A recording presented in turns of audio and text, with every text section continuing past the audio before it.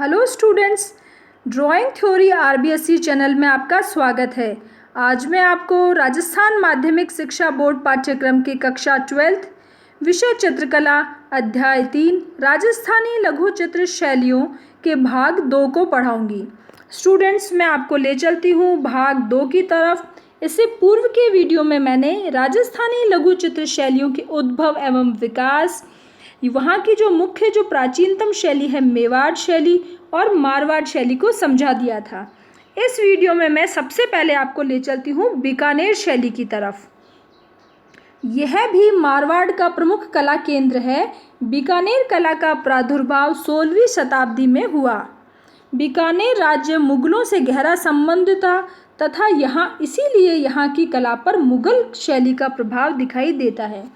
ये स्टूडेंट्स यहाँ की निजी विशेषता है कि बीकानेर शैली ऐसी है जिसमें मुगल शैली का प्रभाव हमें दिखाई देता है और इसकी जो शुरुआत हुई वो 16वीं शताब्दी से हुई। यहाँ के जो संरक्षक राजाओं की बात करेंगे हम कि मुख्य रूप से राय सिंह ने बीकानेर शैली के विकास में महत्वपूर्ण योगदान दिया। करण सिंह व अनूप सिंह भी चित्रकारों को संरक्षण देते थे। औरंगजेब के कट्टरवादी विचारों से खदेड़े गए चित्रकारों में उस्ता परिवार व अली रज़ा ने बीकानेर दरबार में शरण ली थी। तो इस तरीके से अलग अलग जो शासक हैं उन्होंने बीकानेर शैली को प्रोत्साहन दिया। मुख्य रूप से अनूप सिंह है, उन्होंने बीकानेर शैली के विकास में महत्वपूर्ण भूमिका निभाई और इसीलिए अनूप सिंह के काल को बीकानेर शैली का चरमोत्कर्ष कहा जाता है। अब हम पढ़ेंगे बीकानेर शैली की विशेषताएं। इससे जो पूर्व का वीडियो है उसमें भी मैंने आपको समझाया था कि किसी भी चित्र शैली को पढ़ने के लिए यहाँ के सबसे पहले उनका समय, फिर उसके बाद उनके संरक्षक राजा या संरक्षक शासक, उसके बाद उनकी विशेषताओं में सबसे पहले यहाँ पे पुरुषाकृतियाँ कैसी थी, उनकी वेशभूषा कैसी है, फिर स्त्री आकृतियाँ कैसी है, उनकी वेशभूषा कैसी है। इस जो शैली है बीकानेर शैली, उसमें किस किन विषयों पर चित्र बने, यहाँ पे हाशिए कैसे थे, मुख्य विशेषता, यहाँ की मुख्य जो निजी विशेषता है वो क्या है, उसके साथ साथ यहाँ के प्रमुख चित्रकार कौन कौन है, प्रकृति का अंकन यहाँ कैसा हुआ है। तो इन सभी बिंदुओं को आपको अच्छे से लिखना है। जिस तरीके से मैंने बताया था कि बोर्ड परीक्षा में इस अध्याय में से 3 अंक का एक प्रश्न आने की संभावना ज़्यादा है, तो आपको इन वर्णात्मक जिस तरीके से मैंने आपको इस वीडियो के माध्यम से विस्तार से समझाया है, उन्हीं बिंदुओं को आप हेडलाइन बनाते हुए और पूरे अध्याय को या पूरे टॉपिक को आप विस्तार से लिखेंगे। तो बीकानेर शैली की विशेषताएं। बीकानेर शैली की विशेषताओं में सबसे पहले पुरुष आकृतियाँ। पुरुषों को लंबे कद, मूछों से ढका चेहरा, भारी मांसल शरीर, विशाल वक्ष पर मोतियों की कंठियाँ अर्थात चौड़ी छाती चित्रित की गई है जिसमें मोतियों की कंठी, वस्त्रों में मुगलिया वेशभूषा, कमर पर कटार के साथ चित्रित किया गया है। इस तरीके से बीकानेर शैली की पुरुष आकृतियों के बाद नारी आकृतियों को देखते हैं। स्त्रियों को लंबी और छरहरी काया वाली, तीखे नेत्र, तंग कंचुकी, घेरदार घाघरा, आभूषणों से सज्जित किया गया है। विषय वस्तु में देखेंगे हम कि किन किन विषयों पर चित्र बने। हम देखेंगे मुख्य रूप से जितनी भी राजस्थानी शैलियाँ हैं उसमें धार्मिक जो ग्रंथ हैं जैसे कृष्ण विषयक ग्रंथ या भागवत पुराण या फिर कह सकते हैं रामायण, उन सभी विषयों पर चित्र बने। श्रृंगारिक चित्र बने, नायक नायिका भेद बने, ऋतु वर्णन, 12 मासा, उसके साथ साथ कुछ यहाँ की निजी विशेषताएं भी हैं। तो पहले इनकी जो जनरल विशेषताएं हैं हम उनको लिखेंगे। कृष्ण लीला, भागवत पुराण, रागमाला, 12 मासा, देवी महात्म्य के साथ साथ नायक नायिका, श्रृंगार, चौपड़ खेलते दंपत्ति, फुलझड़ियाँ लिए हुए स्त्रियाँ आदि का अंकन किया गया है। अब हम आएंगे यहाँ के चित्रकारों की तरफ। चित्रकारों में यहाँ पे मुख्य रूप से उस्ता परिवार के चित्रकारों में रुकनुद्दीन, उसके बेटे साहिबदीन और पोते कायम, उसके साथ साथ कासिम, अली रज़ा ने बीकानेर कला को ऊंचाइयों तक पहुंचाया। एक ये जो उस्ता परिवार था, औरंगजेब के काल में वो भाग के बीकानेर आ गया था और बीकानेर राज दरबार ने उसे शरण दी थी। तो उसका जो पूरा परिवार है वो बीकानेर चित्र शैली के लिए समर्पित हो गया था और बीकानेर चित्र शैली को ऊंचाइयों तक पहुंचाया। साथ ही एक अन्य हिंदू परिवार है मथेरण परिवार, उसमें मुन्ना, मुकुंद, चंदूलाल ये सब भी जो थे उन्होंने बीकानेर शैली की प्रमुख ये जो चित्रकार थे जिन्होंने बीकानेर शैली का विकसित करने में अपनी महत्वपूर्ण भूमिका निभाई। अब बीकानेर शैली की जो मुख्य जो निजी विशेषता है वो है उस्ता कला। तो बीकानेर में ऊंट की खाल पर चित्रकारी बीकानेर शैली की निजी विशेषता रही है, उसमें उस्ता कलाकारों का प्रमुख योगदान रहा। आपको मैंने भी पूर्व में बताया उस्ता कलाकारों के बारे में, तो वो जो सारा परिवार था वो बीकानेर शैली में ऊंट की खाल के ऊपर चित्रकारी करता था, तो इस कला को उस्ता कला कहा जाता है और ये सिर्फ बीकानेर में हुआ, इसलिए ये बीकानेर शैली की निजी विशेषता है।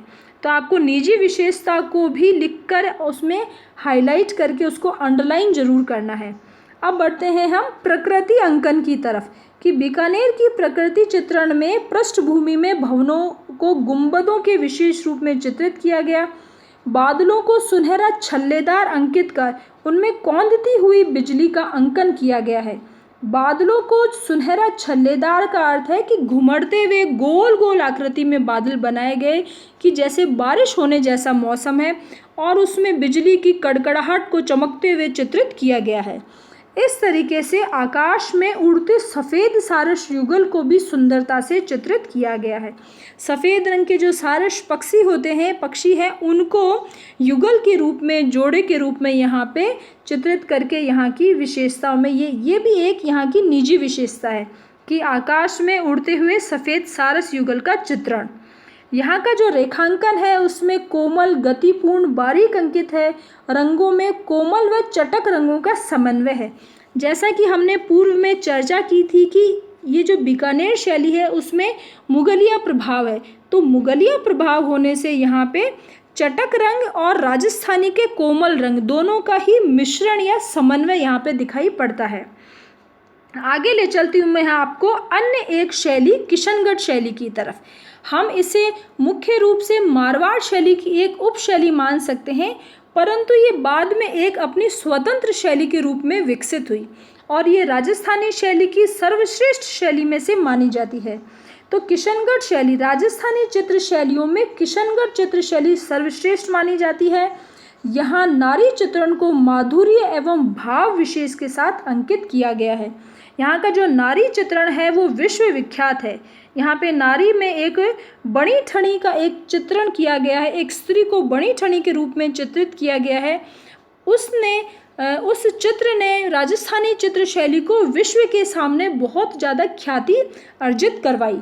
तो यहाँ जो बड़ी ठणी को राधा के मनमोहिनी रूप में सुंदरता से अंकित किया गया है, मानो कलाकार स्वर्ग की कल्पनाओं को धरती पर चित्रित कर रहा है।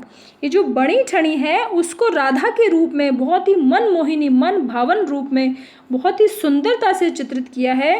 लेखक ने लिखा है कि कलाकार की जैसे जो स्वर्ग की कल्पनाएं हैं उनको धरती पर चित्रित करके अत्यधिक सुंदर नारी की काया को यहाँ पे प्रस्तुत किया गया है।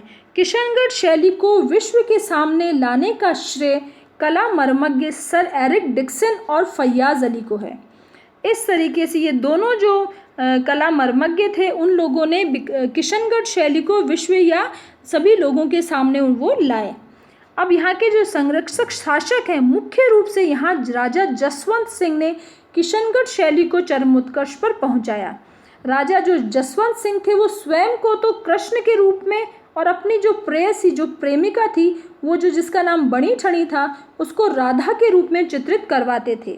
बाल्यावस्था से ही सावंत सिंह वैष्णव धर्मावलंबी थे, भगवान विष्णु, भगवान कृष्ण को मानने वाले थे, इसीलिए उन्होंने जो चित्र बनाए वो श्री कृष्ण और राधा के रूप में उन्हीं विषयों को ग्रहण कर यहाँ पे चित्र बनवाए गए। सावंत सिंह जो थे वो स्वयं भी एक कवि थे और वह अपना नाम नागरी दास लिखते थे।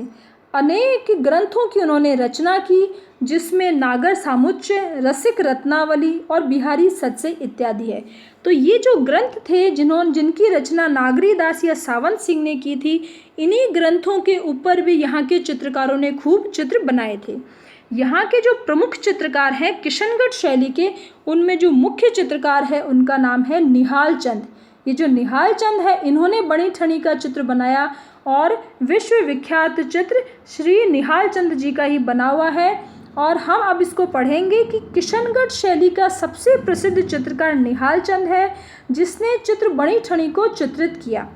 अन्य चित्रकारों में सूरध्वज, लाडली दास, नानक राम, सीताराम, अमरू और बदन सिंह हैं। अन्य भी यहाँ चित्रकार थे निहाल चंद के अलावा, उन्होंने भी ये जो किशनगढ़ शैली है उसके विकास में अपना योगदान दिया। किशनगढ़ शैली की विशेषताओं में हम देखेंगे आध्यात्मिकता एवं सौंदर्यता। सुंदरता के साथ साथ यहाँ पे जो धार्मिक ये जो यहाँ की विशेषता है, आध्यात्मिकता है, दोनों का ही सुंदर समावेश हुआ है। नर नारी को कृष्ण व राधा के रूप में अंकित कर अलौकिक सौंदर्य को चित्रित किया गया है।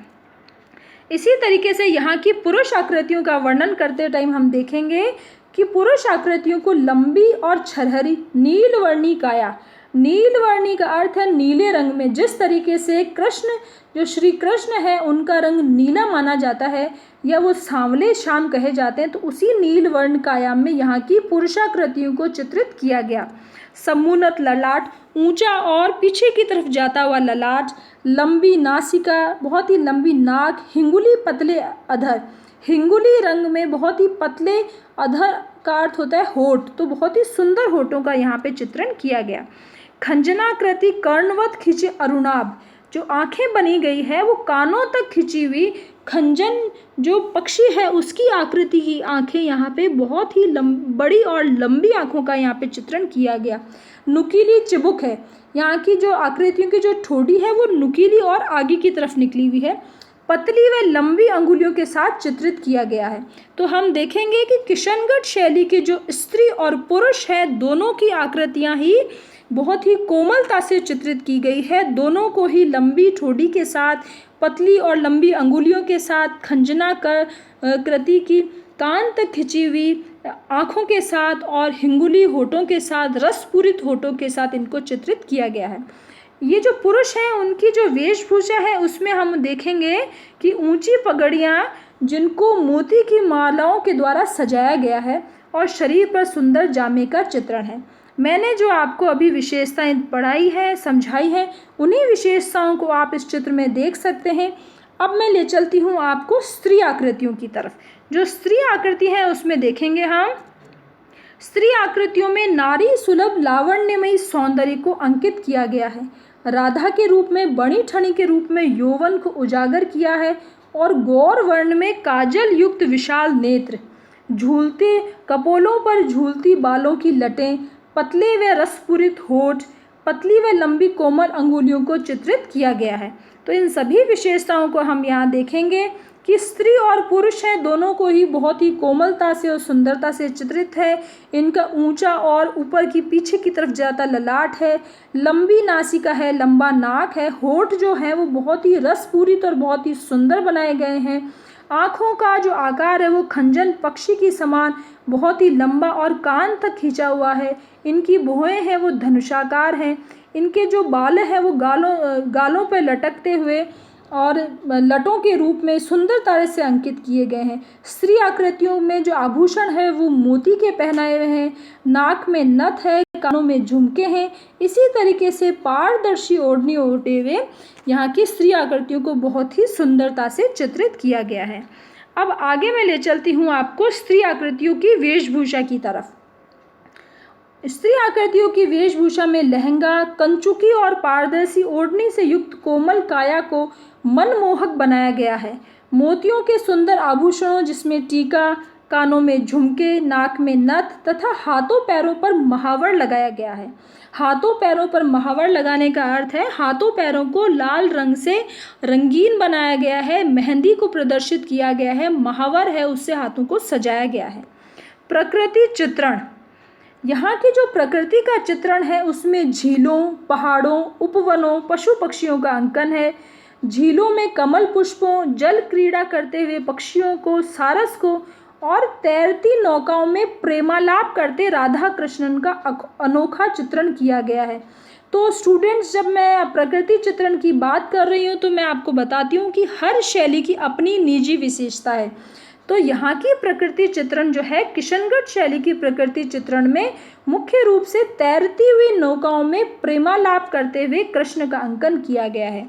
तो तैरती हुई नावों में कृष्ण का या राधा का चित्रण करना ये किशनगढ़ शैली की ही मुख्य विशेषता है। केले के वृक्ष, फव्वारे, ऊंची अट्टालिकाएं आदि को अद्भुत सौंदर्य के साथ चित्रित किया गया है। अब हम देखेंगे यहाँ की विषय वस्तु। राधा कृष्ण की लीला, रसिक प्रिया, गीत गोविंद आदि का चित्रण किया गया है। यहाँ अन्य चित्रों में शिकार, उत्सव, दरबारी विषय सभी चित्र भी बने हैं।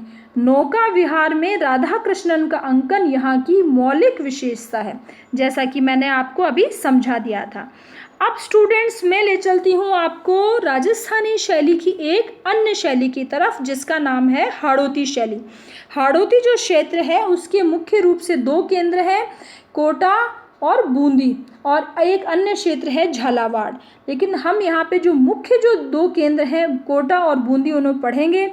सबसे पहले मैं ले चलती हूँ आपको कोटा शैली की तरफ।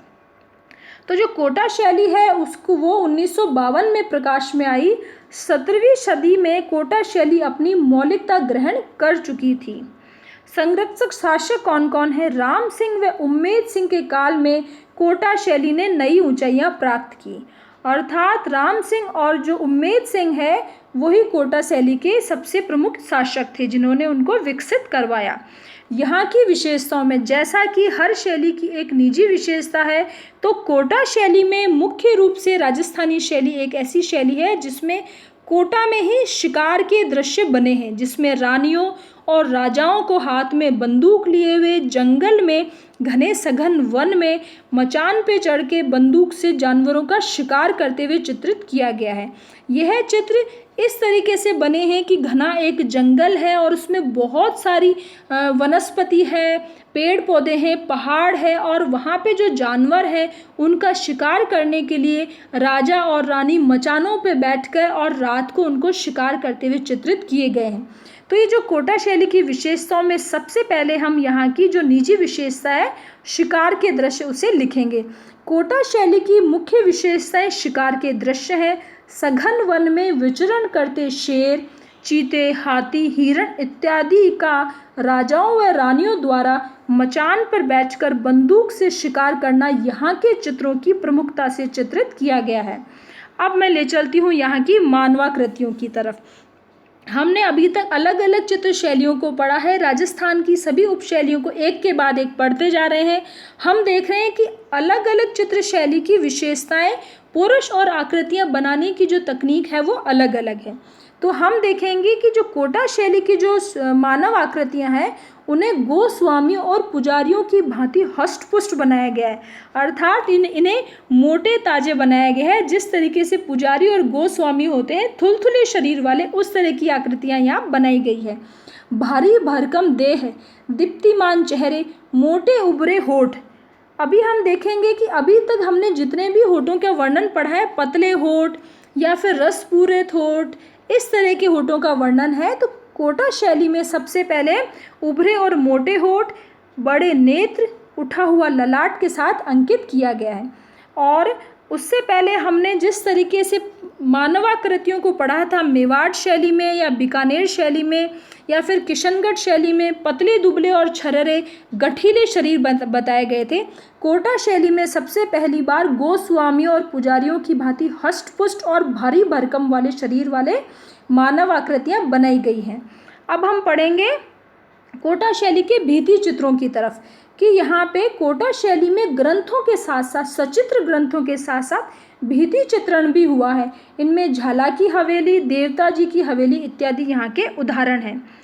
अब मैं ले चलती हूँ हाड़ौती शैली की जो प्रमुख शैली है बूंदी शैली। बूंदी शैली के बारे में हम पढ़ेंगे। हाड़ा राजाओं के राज्य बूंदी में पोषित शैली को बूंदी शैली के नाम से जाना जाता है। यहाँ के जो संरक्षक शासक हैं उनका नाम है राव रतन सिंह और पुत्र छत्रसाल ने कलाकारों को आश्रय दिया। यहाँ की विशेषताओं की तरफ जाते हैं। पुरुष आकृतियाँ व वेशभूषा। पुरुष आकृतियों को लंबा पुष्ट शरीर वाला ओजपूर्ण बनाया गया है। वेशभूषा में राजस्थानी वस्त्रों के साथ साथ मुगलिया प्रभाव दृष्टव्य है। झुकी पगड़ियाँ, लंबे चाकदार जामे, कमर पर पटका, चुस्त पाजामा वेशभूषा में चित्रित किए गए हैं। इस तरीके से पुरुष आकृतियों के बाद प्रत्येक जो शैली उसकी विशेषताओं में हमें स्त्री आकृतियों की तरफ जाना पड़ेगा, फिर प्रकृति की तरफ जाना पड़ेगा, उसके बाद हास्यों की तरफ जाएंगे, वहाँ की विषय वस्तुओं की तरफ जाएंगे, वहाँ की निजी विशेषताओं के जाने के बाद अंत में हम वहाँ के चित्रकारों का वर्णन करेंगे और फिर चित्रों का वर्णन करेंगे। तो यहाँ की जो बूंदी शैली की स्त्री आकृतियाँ हैं उसमें स्त्री आकृतियों को बड़े नेत्र, छोटी नाक, गोल छोटी मुखाकृति, छोटी गर्दन, पीछे की तरफ झुकी ठोड़ी के साथ चित्रित किया गया है। वेशभूषा में राजस्थानी परिधान है, लहंगा और पारदर्शी ओढ़नी के साथ अंकित किया गया है। तो यहाँ की जो आकृतियाँ हैं वो लंबी ना बनाकर छोटे कद की हैं, उनकी गर्दन भी छोटी है, नाक भी छोटी है, चेहरा भी छोटा है। इस तरीके से पीछे की तरफ जाती हुई छोटी ठोड़ी का अंकन किया गया है। तो यहाँ की स्त्री आकृतियाँ अन्य जो शैलियाँ हैं उनसे अलग चित्रित हैं। प्रकृति के चित्रण में यहाँ पर मनोहारी चित्रण हुआ है। गोल गुंबदाकार छतरियाँ हैं, भवनों के अंदर लाल रेशमी पर्दे चित्रित हैं। यह यहाँ की निजी विशेषता है कि भवनों में रेशमी पर्दों का चित्रण पहली बार बूंदी शैली में दिखाई पड़ता है। पेड़ पौधे, विभिन्न वनस्पतियों के साथ साथ पशु पक्षी, सुक, मयूर, गिलहरी, शेर, हाथी, बंदर, घोड़े व सारस को सुंदरता से अंकित किया गया है। बादलों को काले व नीले रंग में तथा उनके मध्य चमकती लाल बिजली की कौंद को यथार्थता से उभारा गया है। इस तरीके से यहाँ पर भी यहाँ की जो बादल है, जो आकाश है, उसमें चमकती हुई बिजली को भी चित्रित किया गया है। विषय वस्तु में मुख्य रूप से यहाँ राग रागिनियों का चित्रण है। राग रागिनियों का चित्रण हम देखेंगे कि राजस्थान की सभी शैलियों में और पहाड़ी शैलियों में सभी जगह हुआ है, परंतु यहाँ पर मुख्य रूप से राग रागिनियों की चित्रण हुआ है। यहाँ की जो निजी विशेषता है वो राग रागिनियाँ हैं। तो जिस तरीके से कोटा शैली में शिकार के दृश्य हैं, बीकानेर शैली की उस्ता कला है, इसी तरीके से बूंदी शैली की राग रागिनियाँ। तो राग रागिनियाँ नायक नायिका भेद, 12 मासा, ऋतु वर्णन के द्वारा श्रृंगार प्रधान विषयों को चित्रित किया गया है। रात्रिकालीन शिकार के दृश्य, उत्सव व सभी चित्र भी बनाए गए हैं। यहाँ के जो प्रमुख चित्रकार हैं उनको देखेंगे। यहाँ पे सुरजन, किशन लाल, साधु, रामलाल व अहमद अली इत्यादि यहाँ के प्रमुख चित्रकार हैं। तो स्टूडेंट्स अब हम बढ़ेंगे, जो हमारी लास्ट चित्र शैली है, उप शैली है राजस्थान की, वो ढूंढाड़ शैली। तो ढूंढाड़ शैली के प्रमुख केंद्र जहाँ पे ढूंढाड़ शैली का विकास हुआ वो है जयपुर, अलवर, उनियारा। अब हम जयपुर शैली को देखेंगे कि जयपुर जो है वो अपने नगर विन्यास तथा वास्तु सौंदर्य के लिए प्रसिद्ध है। यहाँ का जो भवन बनाने का जो स्टाइल है और नगर को बनाने का जो तरीका है उसके लिए वो विश्व विख्यात है। नगर विन्यास और वास्तु सौंदर्य, जैसा हम सब जानते हैं कि जयपुर जो है जिसे गुलाबी नगरी के नाम से जाना जाता है, ये देश विदेश के पर्यटक यहाँ आते हैं जयपुर के नगर विन्यास को देखने के लिए। यहाँ पर लघु चित्रण शैलियों का भी विकास हुआ। नगर विन्यास के साथ साथ यहाँ पे लघु चित्रण शैली का भी विकास हुआ। यहाँ के संरक्षक शासक है राजा मान सिंह, सवाई जय सिंह और ईश्वरी सिंह ने जयपुर शैली में लघु चित्रों के साथ साथ भित्ति चित्रों का भी अंकन करवाया। जिस तरीके से कोटा शैली में भी भित्ति चित्रण हुआ था, वैसे जयपुर शैली में भी लघु चित्रों के साथ साथ भित्ति चित्रण भी किया गया। अब यहाँ की विशेषताओं में यहाँ पे मध्यम कद काठी, गोल चेहरा, उच्च ललाट, छोटी नासिका, मोटे अधर, मोटी चिबुक, मीनाकृत नैन। वस्त्राभूषणों में पुरुष आकृतियों में मुगलिया जामा, कमर पर पटका, पायजामा अंकित किया गया है। ये यहाँ की विशेषता है। यहाँ की आकृतियों को बहुत ही नॉर्मल हाइट वाला और चेहरे गोल बनाए गए, नाक भी मोटी बनाएगी। पहली बार आया है कि छोटी नासिका अर्थात छोटी जो कि तीखी नहीं है और होठ मोटे हैं, चिबुक भी गोल है और मोटी है। इस तरीके से यहाँ पे पुरुष आकृतियों का अंकन किया गया। स्त्री आकृतियों में मीनाकृत नैन, मीनाकृत का अर्थ होता है मछली की आकृति जैसी आंखें और गोल चेहरे, उभरे हिंगुली अधर, कपोलों पर झूलती अलकावलियाँ, मांसल यौवनी काया। इनको पतला दुबला और छरहरा नहीं बना के मांसल यौवनी काया, भरा पूरा भरा भरा सा शरीर बनाया गया, जो ज़्यादा मोटे तो नहीं आकृतियाँ हैं, परंतु वो पतली दुबली और छरहरी काया वाली भी नहीं है। वस्त्रों में राजस्थानी व मुगल वेशभूषा का मिश्रण है। परदाज, यहाँ पे मुगलिया चित्र शैली का मिश्रण होने से यहाँ के चित्रों में परदाज का प्रयोग किया गया। यहाँ आकृतियों में उभार दर्शाने के लिए परदाज का प्रयोग किया गया। रंगांकन, यहाँ पीले, हरे, लाल रंगों के साथ साथ स्वर्ण रंगांकन की बहुलता है।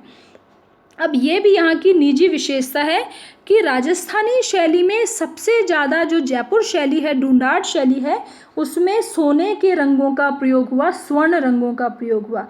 उसमें माणक, पन्ना, मोती आदि रत्नों को भी चित्रों पर चिपकाया जाता था। ये भी यहाँ की निजी विशेषता है। और तथा काले व लाल रंग से हाशिए अंकित किए गए। अभी तक जितने भी हमने हाशिए पढ़े हैं उसमें लाल रंग की बात हो रही है, पीले रंग की बात हो रही है। पहली बार जयपुर शैली या ढूंढाड़ शैली में हमने काले रंग के हाशिए के बारे में पढ़ा है। विषय वस्तु में हम देखेंगे कृष्ण लीलाएं, पौराणिक आख्यान, भागवत पुराण, बिहारी सतसई, दरबारी चित्रण, व्यक्ति चित्रण, पशु पक्षियों की लड़ाई। ये जो पशु पक्षियों की लड़ाई है ये यहाँ की निजी विशेषता है, इत्यादि को विषय वस्तु के रूप में अंगीकार किया गया। और ये जो यहाँ के जो प्रमुख चित्रकार हैं उनको पढ़ेंगे हम। यहाँ पे साहिब लाल, लाल चितेरा, रामजी लाल, घासीराम, रघुनाथ, सालिग्राम, सेवक राम आदि चित्रकारों ने इस चित्र परंपरा को चरमोत्कर्ष पर पहुँचाया। स्टूडेंट्स, इस तरीके से ये जो भाग 2 है उसको मैंने पूर्ण किया। वीडियो आपको अच्छा लगे तो आप इसे लाइक करें और सब्सक्राइब करें, जिससे आपको आने वाले वीडियो इस अध्याय का भाग 3 जो है, जिसमें पूरी राजस्थानी शैली की मुख्य विशेषताएं हैं और यहाँ के प्रमुख चित्र हैं, वो आपको अच्छे से सबसे पहले उसका वीडियो मिले। और आपको इसके नोट्स चाहिए, लेसन्स चाहिए, तो आप www.drawingtheory.com जो वेबसाइट है उस पर जा सकते हैं। किसी तरह का आपको कोई कमेंट लिखना है तो कमेंट बॉक्स में लिखें या फिर मुझे ईमेल करें studydrawingtheory@gmail.com। बोर्ड परीक्षा के लिए आपको बहुत बहुत शुभकामनाएं।